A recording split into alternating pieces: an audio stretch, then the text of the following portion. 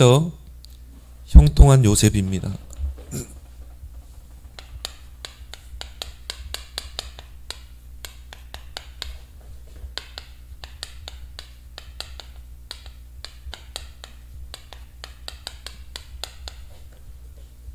오늘 우리가 다 읽지 못했지만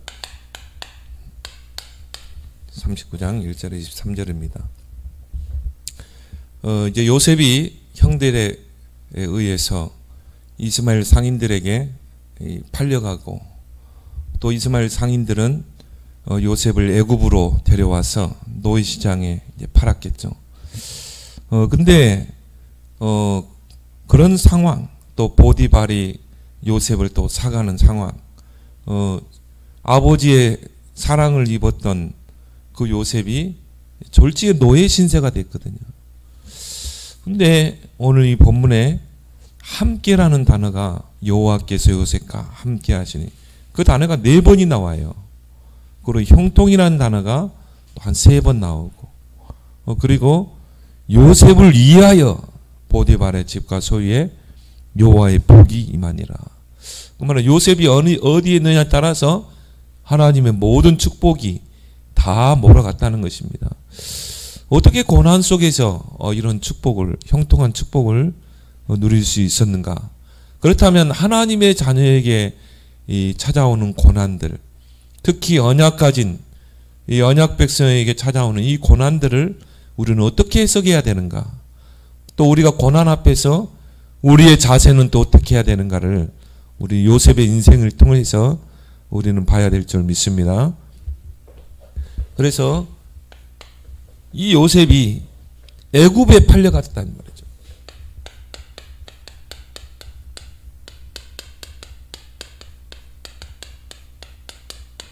요셉은 어떤 인물입니까?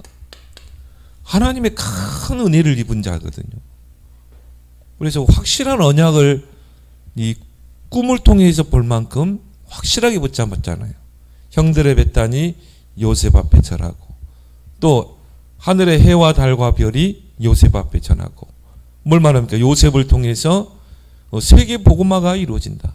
요셉 때문에 요셉의 가문이 살게 된다. 그거 아닙니까? 어마어마한 언약과 비전을 주셨거든요. 그게 꿈으로 나타날 만큼. 그런데 왜 이런 요셉이 말로 표현할 수 없는 고난을 당하게 되고, 애굽의 노예시장까지 팔려가는, 왜 이런 일이 일어나게 되는가? 그러면 우리가 분명히 언약을 붙잡고 기도하는 나에게 왜 이런 문제들이 올까? 어려움이 올까? 이런 것들을 우리가 잘 해석할 수 있어야 돼요. 그러지 않으면 우리가 그 문제, 고난 앞에서 낙심하게 되고 불신앙에 속게 됩니다. 그래서 요셉이 애굽에 팔려갈 때 나이가 17세입니다.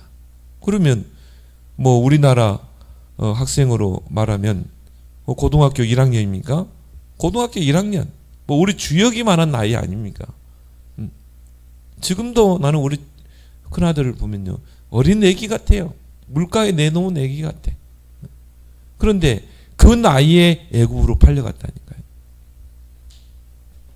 근데 많은 학자들이 그 요셉을 예수 그리스도의 모형으로 많이 봅니다.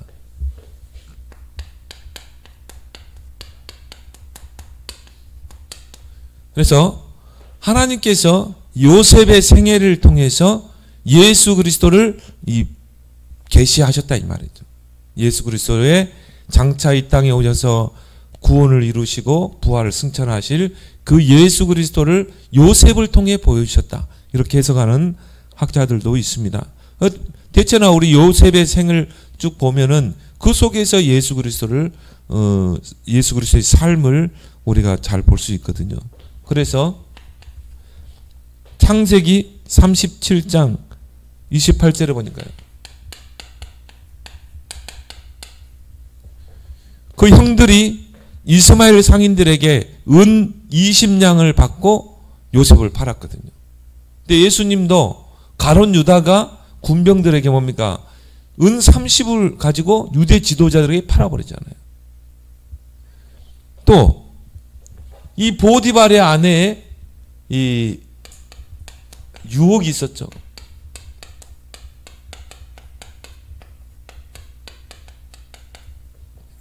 그래서 윙크를 하고 요셉에게 자꾸 다가가고 그런 유혹들을 요셉은 강력하게 그거를 뭡니까 유혹을 물리쳤거든요. 예수님도 이 마태복음 4장에 보면요. 그 광야에서 마귀의 그 유혹을 받잖아요. 3번 유혹을 받죠. 네가 하나님의 아들이면 돌이 떡이 되게 하라. 또 성전 꼭대기에 올려놓고 뛰어내리라.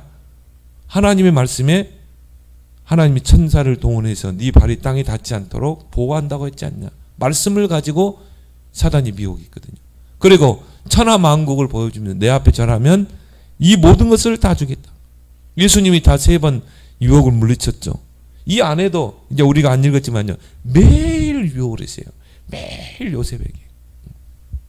윙크하면서. 근데 요셉은요. 그걸 완강하게 그를 거부를 한 것입니다. 또 요셉의 나이 30세 때 애굽의 총리가 됩니다. 17세 때 노예로 팔려가게 되고 그리고 이제 감옥에 가게 되고 그렇게 30세 이제 애굽에서 공무원 고급 공무원이 되려면 나이가 30세가 돼야 돼요. 그때 이제 바로왕 앞에 가게 되잖아요. 그리고 총리가 되죠. 이 예수님도 30세 때 공생애가 시작되잖아요. 그래서 이런 좀 공통 분모들이 좀 있습니다. 또 요셉이 그런 많은 고난을 통해서 나중에 어떻게 됩니까? 애굽의 총리가 되잖아요. 고난 속에서 고난을 겪고 나서 총리가 돼요.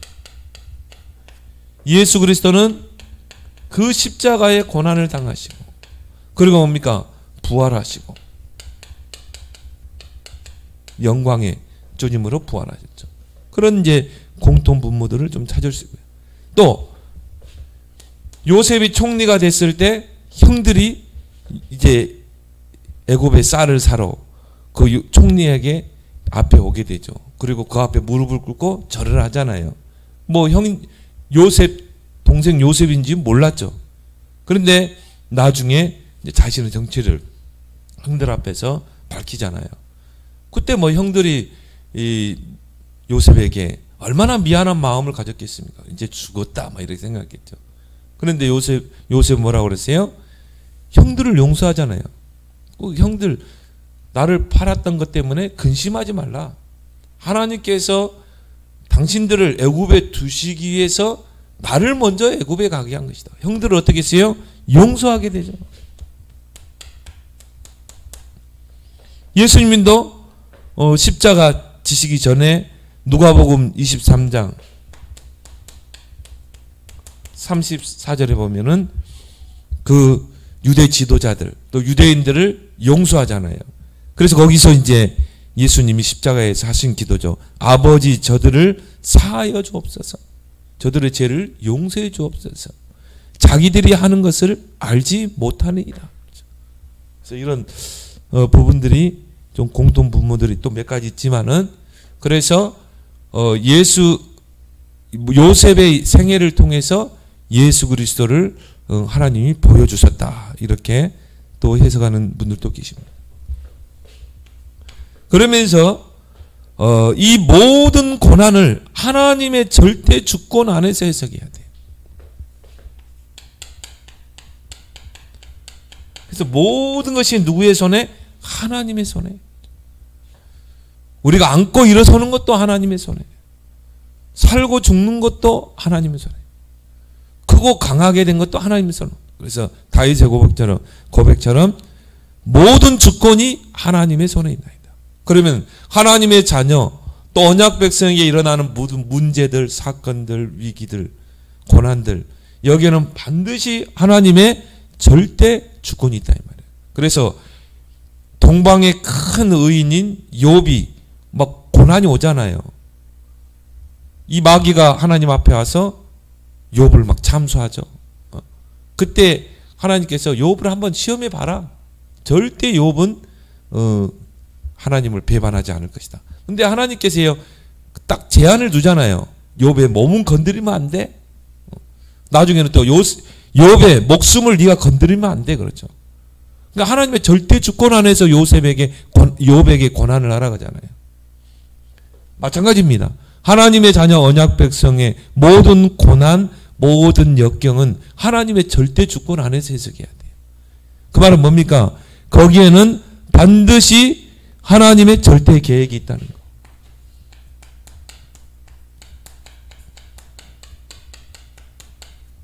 때로는 하나님께서 우리를 돌이키게 하기 위해서 고난을 주기도 하고. 왜? 우리가 잘못된 길로 가면. 또 하나님은 우리를 연단하기 위해서 또 그런 고난을 주시기도 하고.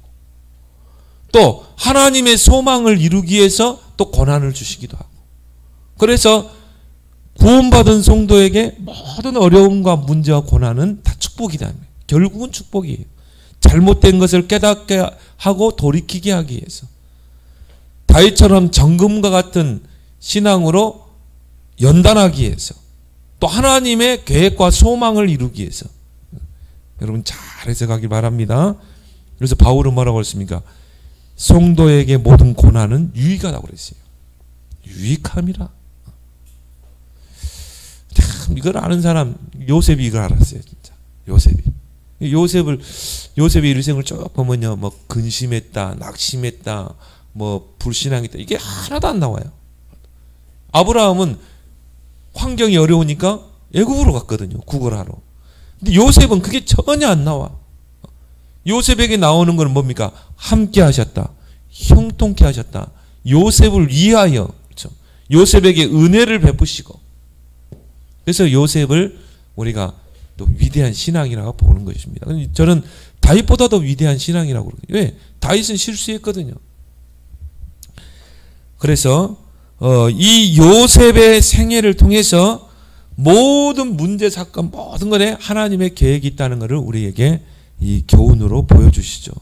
그래서 요셉은 그런 모든 역경과 고난 속에서 절대 흔들리지 않았다. 이걸 봤기 때문에. 그게 이제 창세기 45장에 나오잖아요. 하나님의 계획으로 봤잖아요.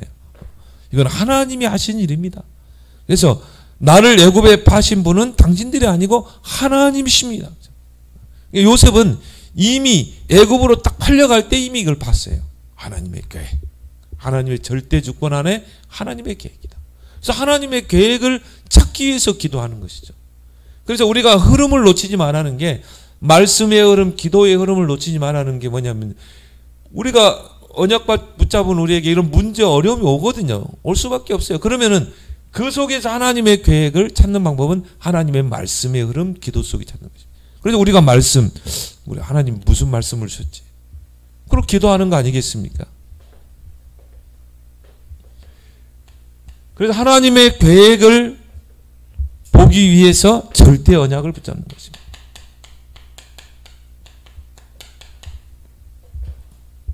그래서 문제, 사건, 고난 속에는 하나님, 그 고난 속에서 절대 언약을 확인해야 되는 것입니다. 요셉으로 확인했겠죠.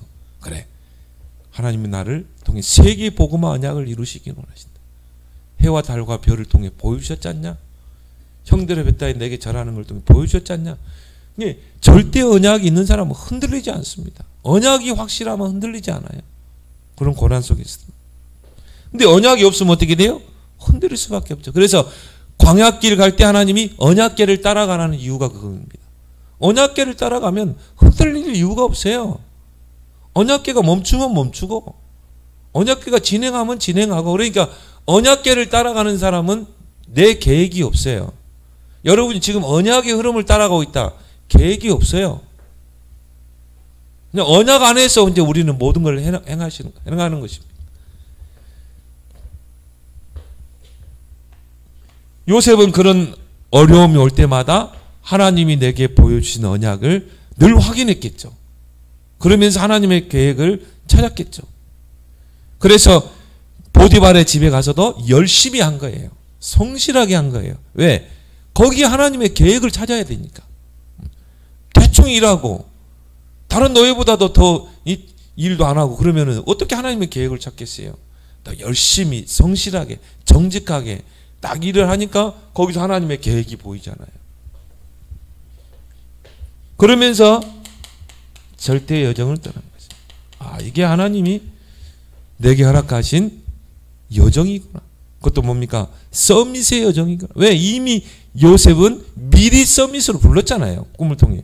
그러니까 우리는 미리 서밋의 응답을 받고 가는 것입니다. 그렇기 때문에 이 여정이 바로 서밋의 여정이라 이 말이에요.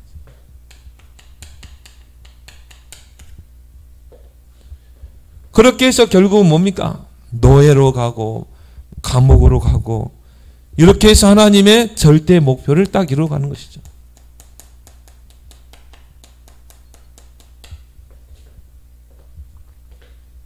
그래서 하나님이 요셉을 총리로 딱 세우잖아요. 그렇게 해서 뭡니까? 이 바로 왕이 요셉에게 굉장한 특혜를 베풀잖아요. 그래서 야곱과 요셉의 아버지 야곱과 75인의 가족들이 애굽으로 오게 됐죠. 바로 왕을 면담하게 되고, 그리고 이 바로 왕이 그 야곱과 75인의 가족에게 굉장한 특혜를 베풀었어요. 애굽의 가장 옥토인 고센 땅을 줘서 거기서 살게 했거든요. 그러면 하나님 아브라함에게 약속하신 그 언약이 성취되는 것입니다. 너를 통해 큰 민족을 이룰 것이다 그랬잖아요. 그래서 고센 땅에 거주하면서 큰 민족을 이루죠. 출애굽할 때 나올 때는 400년 만에 출애굽해서 나올 때 60만의 장정이 출애굽했거든요. 그러면 뭐 아이들까지 하면 한 200만이 넘는 숫자가 출애굽을 했다 이 말이에요. 그러면 뭐 어마어마한 숫자가 불어난 거죠. 그렇게 한 민족을 이룰 수 있잖아요. 그래서 하나님의 절대 목표를 이미 아브라함에게 주었고 4대 만에 요셉을 통해 이루는 것입니다. 그래서 하나님의 절대 목표를 하나님이 이루어 가시는 거예요. 그래서 여러분이 아니면 여러분의 후대를 통해 반드시 이루게 되지요. 그럼 여러분이 언약을 붙잡고 기도해야 돼요. 여러분 대에 그게 이루어지지 않을 수 있어요. 그럼 반드시 여러분이 붙잡고 기도하는 건 반드시 후대를 통해 이루어질 줄 믿습니다. 결국 고센 땅에 이제 거주하게 되죠.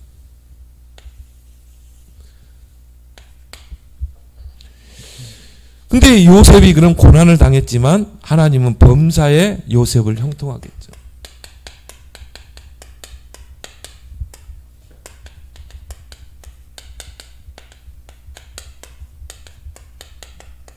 그래서 여호와께서 요셉과 함께함으로 그가 형통한 자가 되었다. 이렇게 성경은 말하고 있습니다.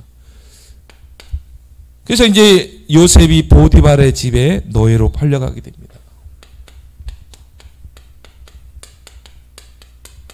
많고 많은 사람 중에 왜 보디발이 요셉을 사갔냐 이 말이죠.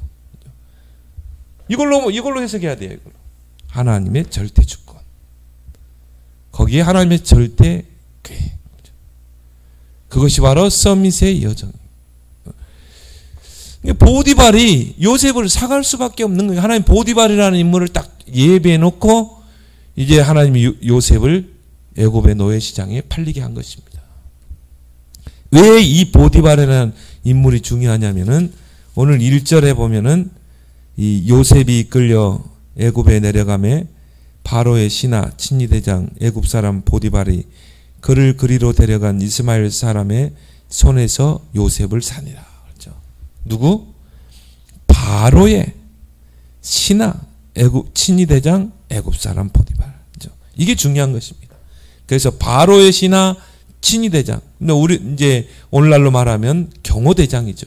뭐 경호실장, 대통령 측근에서 정말 대통령을 경호하는 그런 이 실장이 이 요셉을 노예로 사간 것입니다. 왜 이 보디발이라는 인물이 중요하냐면 나중에 바로 왕과 연결할 수 있는 중요한 다리가 되는 것입니다. 이 보디발이라는 인물이. 그래서 하나님이 이 보디발을 딱 준비해 놓은 거예요. 바로 왕과 연결되는 중요한 통로다. 그래서 하나님이 이제 사건을 일으킵니다. 여기 이제 이걸 잘 봐야 돼요. 또 거기서 막 누명을 쓰고 막 감옥에 가잖아요. 그러니까 하나님이 그걸 허락하시는 것입니다. 이런 문제들, 어려움들을 허락하시는 거예요. 여러분에게 지금 어려움들 하나님이 허락하셨다고 보면 돼. 절대 주권 속에서. 그러면 거기 하나님 계획을 봐야 되잖아요. 우리 남편이 왜 이럴까? 절대 주권 안에서 보는 거예요. 여기 하는 절대 계획이 뭘까? 그걸 찾아야 되죠. 절대 5가지 찾아내기 바랍니다. 절대 5가지. 그런데 오늘 보니까요, 2절에 보니까 여호와께서 요셉과 함께함으로 그가 형통한 자가 되었다. 이게 꼭 따라붙잖아요. 그 보디바라 집에 노예로 간 요셉에게 하나님께서 함께 하시고 형통한 자가 되었다. 뭐 전도자도 그런 이야기 하죠. 요셉은 보디바라 집에서요, 최고 성실하게 일해야지. 노예 중에 최고 모범. 그렇게 할 수밖에 없는 게 하나님의 계획을 찾아야 되거든요. 하나님의 계획을 찾아야 되니까 최고 성실해야 돼요. 다른 사람보다 더 일찍 일어나고 다른 노예들보다 더 열심히 일하고, 그래야 하나님의 계획을 찾기 때문에.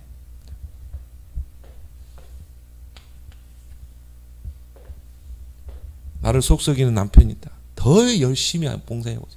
진짜. 더 막 보너스까지 하고 막. 그래 보세요. 뭐 하나님 계획을 찾아야 되니까. 근데 오늘 여기 3절에 중요한 말이 나옵니다. 2절에 여호와께서 요셉과 함께함으로 그가 형통한 자가 되어 그의 주인 애굽 사람의 집에 있으니. 왜, 나는 가만히 생각해 봤어요. 왜 하나님께서 요셉을 그 보디바르 집에서 형통하게 했는가? 누가 봐야 돼요? 보디발이 봐야 되거든요. 앞으로 이 보디발이요, 중요한 역할을 하게 됩니다. 앞으로 보세요. 그걸 누가 봤어요? 보디발이 봤다는 거예요. 그래서 3절에 그의 주인이 여호와께서 그와 함께 하심을 보며 또 여호와께서 그의 범사에 형통케 하심을 보았더라. 이게 중요한 거예요. 보디발이 요셉을 정확하게 보는 게 중요한 거예요. 나중에 이 보디발이 언약을 바로와 연결시키는데 굉장히 중요한 역할을 한다니까요. 그래서 3절에 보니까 보며 보았더라 이렇게 표현하고 있죠. 히브리어 성경에 보면은 이 보며 보았더라, 이게 라입니다. 라. 그 뜻이 뭐냐면은 깨닫다라는 뜻을 함께 가지고 있는 단어예요. 그러니까 요셉을 보면서 깨달아지는 것입니다. 깨달은 것입니다. 보디발이. 야, 쟤 진짜 성실하구나. 쟤 진짜 일 잘하구나. 참, 쟤는 진짜 정직하구나. 근데 보니까 저희는 여호와 하나님을 믿는 자구나. 아, 제가 보니까 하나님께 기도하는 자구나. 저 요셉은 진짜 하나님이 함께하는 자구나. 하나님이 함께해서 저렇게 형통하게 하는구나. 이걸 누가 봤어요? 보디발이 본 것입니다. 그래서 그걸 깨달은 것입니다. 아, 그러니까 저렇게 정직하게 성실하게 일할 수밖에 없구나. 이게 전도인 줄 믿습니다. 여러분들이 무슨 일을 맡게 돼요? 성실하게. 왜? 하나님의 계획을 봐야 되기 때문에. 하나님은 그 문제 속에서 반드시 하나님의 계획을 이루시거든요. 그래서 우리는 최선을 다하는 것입니다. 성실하게, 다른 사람보다 더 열심히, 정직하게. 요셉이 뭘 봤어요? 야, 쟤는 진짜 신뢰할 만하구나. 믿을 만한 놈이구나. 내 전 재산을 다 맡겨도 되겠구나. 근데 중요한 건 뭡니까? 여호와께서 함께하면 저렇게 되는구나. 참, 이게 중요한 부분이죠. 그래서 단순히 본 게 아니라 알고 깨달을 정도로 여러 번에 걸쳐서 확인하고 또 보고, 아, 정말 저는 일 잘하구나. 함께 하심을 보디발이 목격한 거예요. 그래서 어떻게 합니까? 다 맡겨버리죠. 가정 총무로. 나는 기독교인들이 좀 이런 사람이 나왔으면 좋겠어요. 내가 왜 이 직장에 갔는가? 거기 하나님의 절대 주권 안에 내가 가는 거 아니냐? 근데 상사가 나를 괴롭혀. 하나님 절대 주권 안에서 문제잖아요. 아, 거기서 하나님 절대 계획을 봐야죠.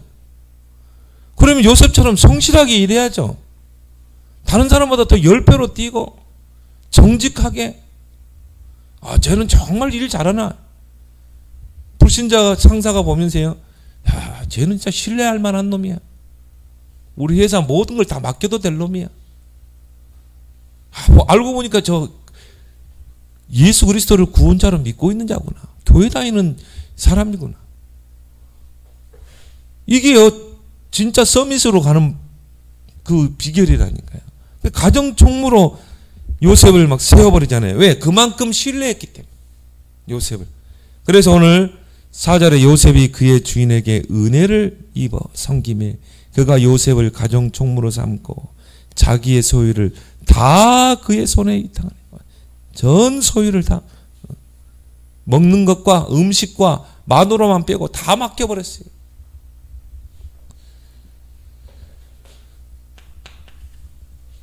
그래서 오늘 5절에 보면요, 또 여기에서 중요한 단어가 나오죠. 누구를 위하여? 요셉을 위하여. 모든 중심이 누굽니까? 요셉. 하나님이 요셉을 통해 요셉을 위해 모든 걸 몰아가시는 것입니다. 그래서 이 주인공이 누굽니까? 요셉입니다. 요셉이 어디 있냐에 따라서 하나님이 사람도 붙이고 경제도 몰아가시고, 하나님은 언약 백성 중심으로 언약을 확실하게 붙잡고 기도하는 자 중심으로 하나님 모든 걸 몰아갈 줄 믿습니다.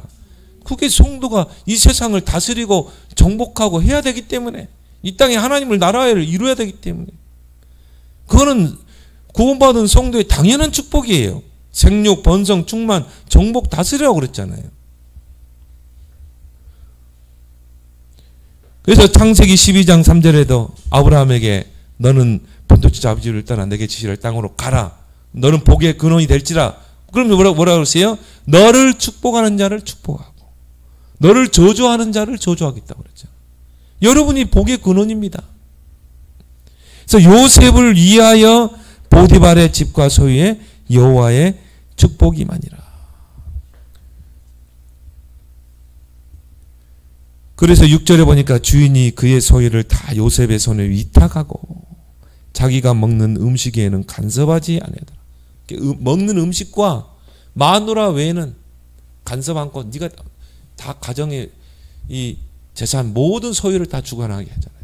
총무로 세운 거 아니겠습니까? 그래서 요셉은 보디발의 집에서 가정 총무로 있으면서 행정적인 훈련을 받았어요. 그래서 뭡니까? 정말 이 물질, 이 농사 지어서 번 거를 정말 팔고 또 거기서 이윤을 남기고 얼마는 또 저축하고 이런 거를 다 배웠다니까요. 모든 행정적인 절차를 가정 총무로 있으면서, 가정 총무로 있다는 것은 노예들까지도 요셉이 다 관할했거든요. 노예들, 일꾼들 모든 요셉의 이 보디발의 그 밭과 소유 모든 것을 다 관장했다고. 그럼 얼마나 뭐 회계, 세무 이런 부분에 뭐 이 완전히 행정적인 부분에 이 그걸 다 배웠겠죠. 이게 앞으로 이제 총리로 갔을 때를 위해 하나님이 준비하신 것입니다. 하나님의 세밀한 부분까지 섭리하시는 것을 우리가 보게 되죠. 그래서 행정적인 능력이 탁월하게 됩니다. 경제를 배우게 됩니다. 행정을 배우게 됩니다. 근데 그 자리가 어떤 자리예요? 노예라는 자리에서. 근데 이렇게 해서 계속 형통하면 되는데 또 하나님 방법을 보세요. 또 억울한 누명을 쓰게 하죠.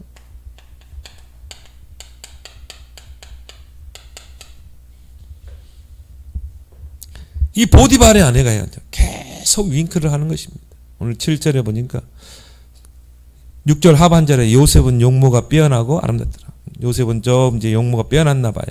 7절에 그 후에 그의 주인의 아내가 요셉에게 눈짓하다가 동침하기를 청하니 이거죠. 이제 계속 요셉에게 이 유혹의 손길을 내미는 것입니다. 근데 요셉의 나이가 몇 살이에요?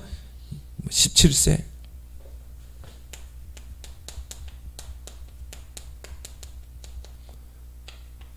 나는 이거 보면서요, 목사님들도 걸려 넘어가더라니까. 진짜 훌륭한 목회하신 분들이, 계속 목회가 상승 곡선을 타는데요. 결국 넘어가더라고. 야, 이 사단이요.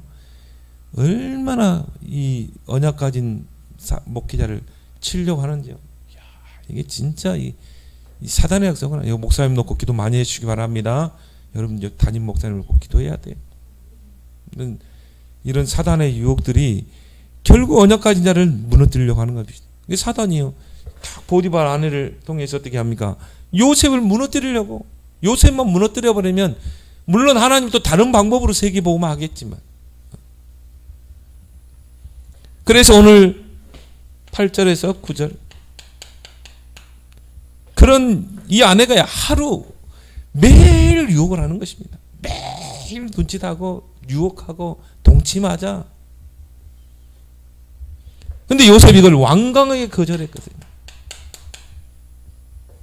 요셉이 이제 이런 밖에서 일을 하고 이제 뭐 안주인에게 가서 보고도 하고 했을 거 아니에요. 그럼 뭐 둘이 있는 경우도 있고 뭐 그런 경우도 있잖아요. 그런데 이 여자는 뭐 완전히 딴 생각이라. 그러니까 이런 생각들을 뭐 계속 매일매일 그거를 유혹을 했다니까요. 그래서 오늘 8절에 한번 봅시다.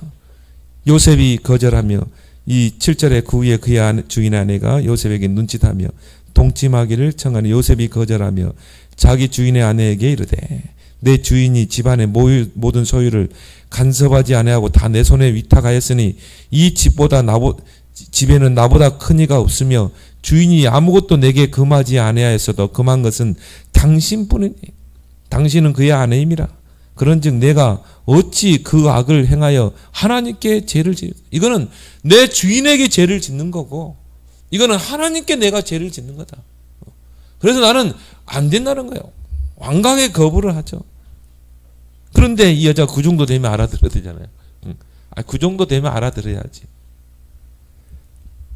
10절에 여인이 날마다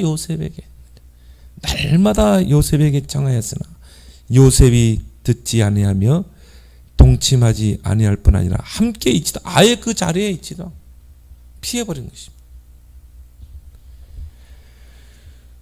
그래서 그 아내에게 그 보디발의 아내에게 이것이 얼마나 큰 죄인가를 설명하면서 설득을 하게 되죠.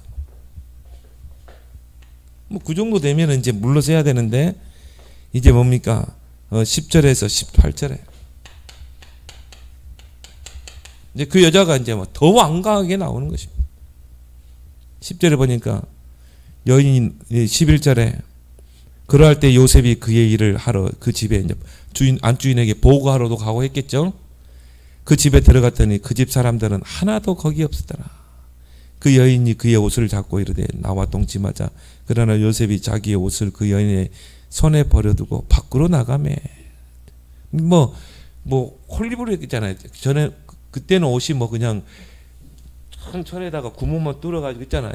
묶고. 그러니까 그걸 벗으면 뭐 어떻게 했습니까? 뭐 팬티만 입고 나왔겠죠. 도망하여 나감을 보고 그 여인의 집 주인을 불러서 그들에게 이르되 보라 주인이 히브리 사람 우리에게 데려다가 우리를 희롱하게 하는도다. 그가 나와 동침하고자 내게로 들어오므로 이제 누명을 씌우는 거죠. 이게 아마 이 여자가 이제 자존심이 상했던 것 같아요.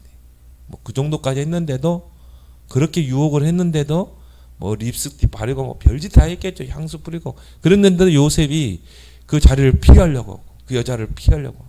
그래서 이제 아무도 없는데 걔 잡아가지고 딱 옷을 잡았는데 그 옷도 그냥 팽개치고 우리 같으면 어때요? 그 옷을 찾아가지고 와야 되잖아요. 요셉은 그 옷을 그냥 뺏긴 채로 나왔다니.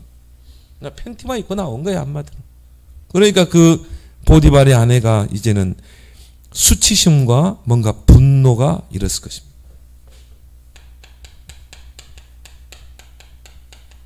나를 여자로도 보지 않는구나. 뭐 이렇게. 나를 무시하는구나. 이래보던 내가 누군데? 경호실장의 아내인데 또 귀족이었겠죠. 거기에서 이제 이 보디발의 아내가 수치심과 분노를 갖게 되고요. 요셉을 유혹하던 마음이 이제 분으로 바뀌게 됩니다. 그래서 요셉 인생을 망치려는 술수를 쓰게 되죠. 거짓 증언을 하게 됩니다.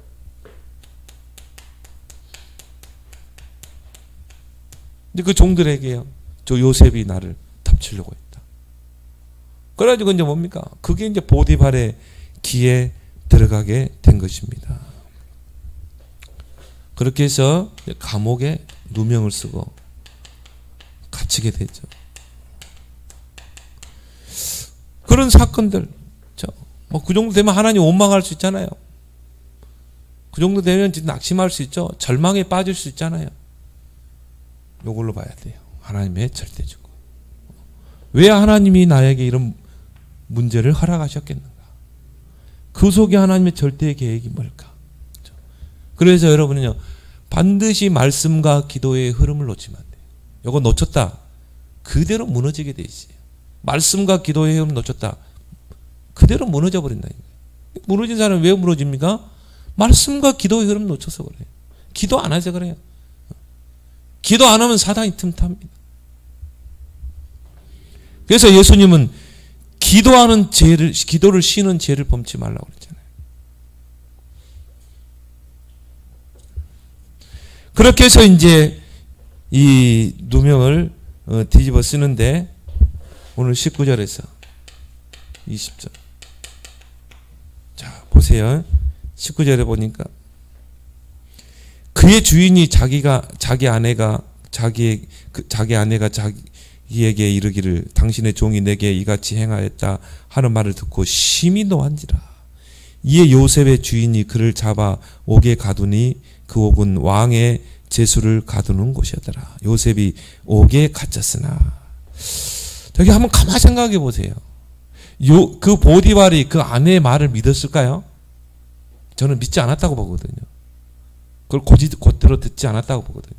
물론 그 많은 종들이 보고 있기 때문에 분노했어요.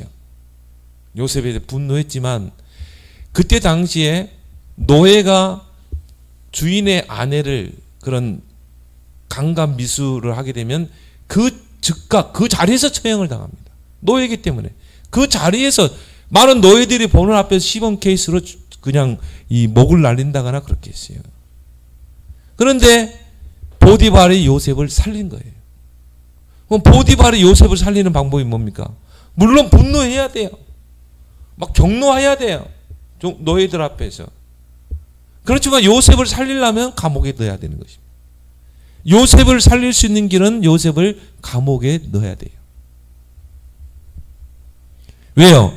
요셉은 이미 이 보디발은 이미 봤거든요. 야, 이건 하나님이 요셉을 이렇게 하시는구나. 여호와께서 요셉과 함께하고 여호와께서 요셉을 형통케 하는구나. 불신자가 요셉을 살려내는 것입니다. 근데 하나님이 그 불신자 보디발을 통해 하나님의 계획을 이루는 것입니다. 그래서 이제 감옥에 들어가게 됩니다. 근데 21절에 보니까요, 자, 중요한 단어들이 또 여기에 나오고 있죠. 여호와께서 요셉과 함께 하시고 그에게 인자를 더하사 간수에게 은혜를 받게 하시고. 하나님이 행하시잖아요. 간수장이 옥중 제수를 다 요셉의 손에 맡김으로 그 재반 사물을 요셉이 처리하고 간수장은 그의 손에 맡긴 것을 무엇이든지 살펴보지 아니하였으니 이는 여호와께서 요셉과 함께 하심이라. 여호와께서 그를 범사에 형통하게 하셨더라. 자, 함께, 인자, 은혜 이런 말이 나오죠. 그렇게 해서 이제 요셉이 그 감옥에 재반 사물을 맡게 됩니다. 근데 여기 보면요, 뭐 요셉이 흔들렸다, 요셉이 낙심했다, 뭐 절망했다 이런 부분이 그런 단어가 하나도 안 나와요. 왜? 요셉은 언약이 확실했기 때문에. 언약을 붙잡고 언약을 여정을 떠나는 자이기 때문에. 우리 자녀들이요, 진짜 이 언약이 탁 각인됐다 그러면요, 어떤 환경에서 흔들리지 않습니다. 그런 자녀로 우리는 세워야 될 줄 믿습니다. 어떻게더라도요, 이 말씀의 흐름, 기도의 흐름 놓치지 않도록 여러분들이 같이 하고 체크해주고 같이 기도해야 돼. 기도해라는 게 아니라 같이 자녀와 함께 기도하고. 그래서 지금 나이 때 이 말씀에 길들여지고 기도에 길들여지도록 우리 후대들을 세워야 될 줄 믿습니다. 그래놓고 우리 아이들이 부모 품을 떠날 때는요, 진짜 요셉처럼 이렇게 살아야 돼요.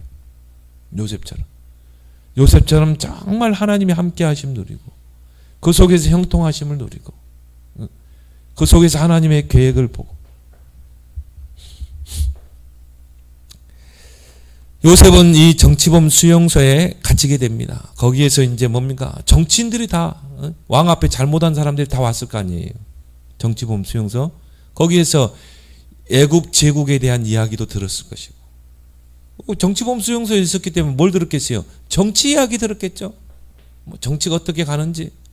그러니까 요셉은 노예로 있으면서 뭘 배웠어요? 경제와 행정을 배웠어요. 감옥에 있으면서 뭘 배웠어요? 아, 세상이 이렇게 흘러가구나. 아, 이 강대국 애굽이 지금 이런 나라구나. 그리고 정치에 대한 것들을 배우다 이 말이에요. 요걸 가지고 이제 애굽으로 총리로 가게 된 것입니다.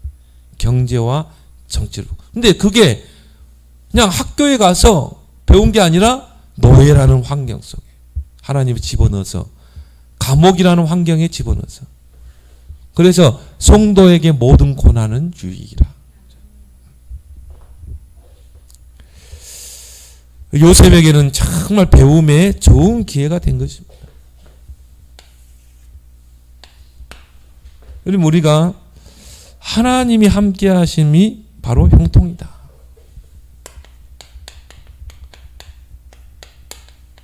결론적인 부분에서요, 형통이라는 게 다른 게 아니라 하나님이 나와 함께 하시는 거, 이게 형통이라는 거. 요셉을 딱 볼 때. 그래서 우리가 형통이라 할 때요, 일반적으로 우리가 형통이라 하면요, 이 일사천리, 뭔가 막힘없이 막 이 사업을 하는데 막 막힘없이 일사천리로 막 잘 돼. 만사형통. 일반 사람들은 그렇게 이야기해요. 형통이란 말을 일사천리로 뭔가 일이 되고, 만사가 막 형통하고, 이게 일반 사람, 복음 없는, 언약 없는 자들이 하는 형통이에요.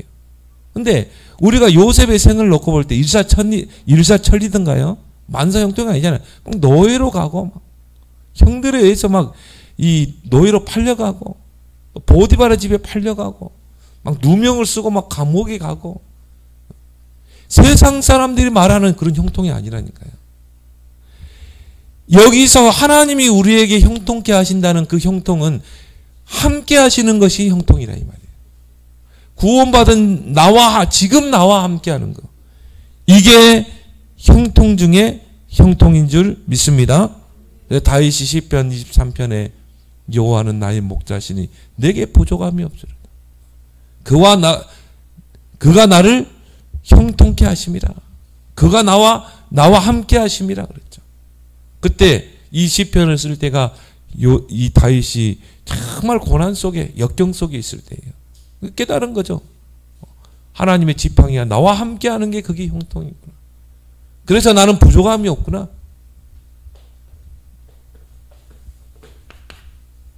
우리가 말하는 형통은 다른 게 아니에요. 막 우리가 예수 믿었더니만 돈 잘 벌리고 그게 지속하던가요? 아니죠. 그게 아니잖아요. 요셉은 바울은 진짜 불행한 삶이기. 바울은 복음 때문에 얼마나 태장으로 맞고 죽을 고비 넘기고, 진짜 말로 배고픔, 강도의 위험, 물의 위험, 죽을 고비를 몇 번 넘기고, 마지막은 저 로마 감옥, 저 깊은 감옥의 착고에 채여가지고 결국은 이 사형 선고, 이 언도가 내리고 사형 집행을 기다리다가 결국은 이 헤롯 때, 누굽니까? 이 로마 황제 때 단두대에 목베임 당해 죽였잖아요.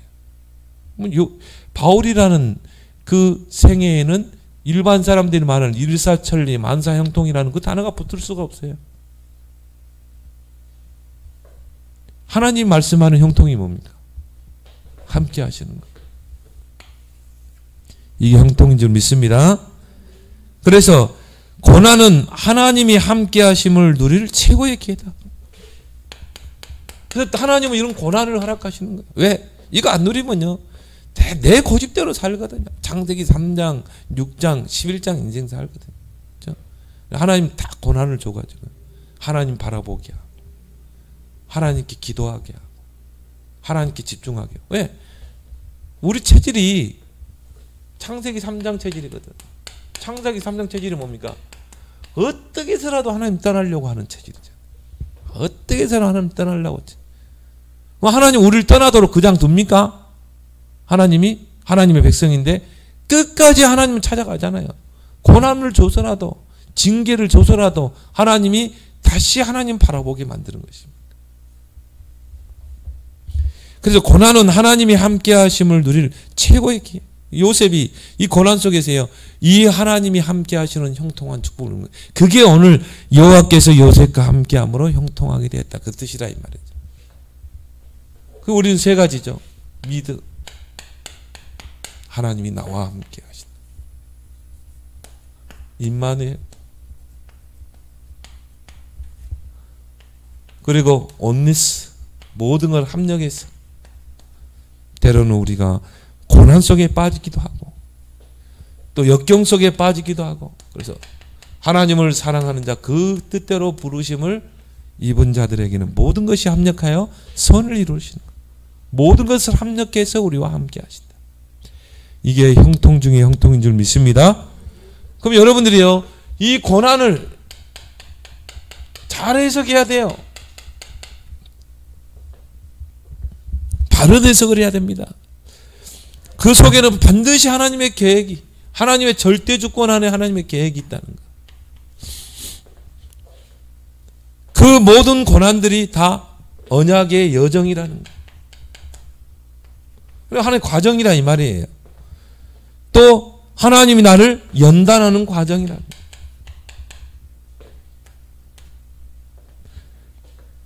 고난 속에서, 고난 앞에서 우리의 바른 자세는 어떤 자세를 갖춰야 됩니다. 흐름을 놓치지 마라. 평상시가 중요합니다. 평상시에 이 흐름, 말씀과 기도의 흐름을 놓치지 마라. 오늘의 말씀이 뭔가? 오늘의 기도나 어떤 기도를 할 것인가? 이걸 항상 이 흐름을 평상시에 여러분 누리기 바랍니다. 요셉이요, 평상시에 이걸 누려요. 다윗이 평상시에 이걸 누리니까 그런 고난들이 다 응답으로 축복으로 바뀌잖아요. 그래서 창세기 12장 4절에 아브라함이 하나님의 말씀, 여호와의 말씀을 따라갔고 그랬거든요. 말씀을 따라갔고. 흐름을 놓치지 마라. 그리고 뭡니까? 우리가 고난을 당하면 기쁘게 여기라. 왜요? 하나님의 반드시 계획이 있기 때문에. 그래서 로마서 5장 3절, 내가 환난 중에서도 즐거워하나니. 환난은 인내는 연단을, 그 고난과 환난을 통해 우리를 연단하시고, 그걸 통해 하나님의 소망을, 연단은 소망을 이룹니다. 하나님의 목표를 이루시는 것입니다. 야고보서 1장 2절에도 너희가 시험을 당하거든 온전히 기쁘게 여기리라.